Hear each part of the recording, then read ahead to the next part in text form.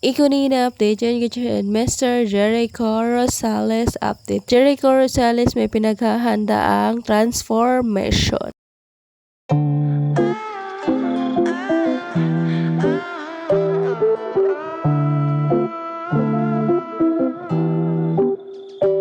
Ikunin na update yan kitchen Mr. Jericho Rosales update.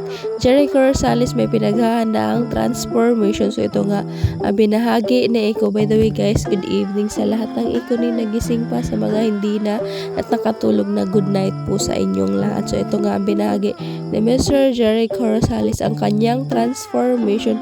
Hindi ko lang sure guys kung sa Lavender Fields, kasi may nag-comment dun sa pinost na Iko na kung sa Lavender Fields ba daw ito na transformation. Well, abangan na lang natin guys kung para saan ang transformation ni Mr. Jericho Rosales na kanyang binahagi with the support system si Janine Gutierrez and si Panchi. So ito nga binahagi na Iko sa kanyang caption. Sabi nga niya, I cannot believe it, finally have one of those transformation time-lapse videos. Thankful nga umano si Iko at natapos ang kanyang transformation. Then of course, ang kanyang finished product pagkatapos ng tinakpan ng kanyang buong mukha. So ito na ang finished product na Iko. So ayan na at kanyang pinakita, and of course di mawawala ang kanyang support system si Janine, of course yung doggy ni Miss Janine. At dahil hawak na ni Iko yung dog and may picture din sila together habang nagtatransform sa Iko. So ayan, sumaglit siguro si Janine sa bahay ni Iko.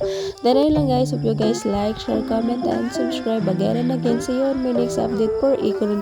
Ito naman latest update to ng makeup artist ni Miss Janine na si Justin guys. So abangan na lang natin kung anong kaganapan ni Janine sa outfit niya to and sa aura niya na to guys. So alam, abangan natin kung para saan yung transformation ni Jericho, or bilang Tyron ba siya, kasi may nagtanong doon kung sa Lavender Fields. Of course di pa pwede mag-spoil, so abangan na lang natin kung saan ipapalabas yun. So ayun lang guys, that's it.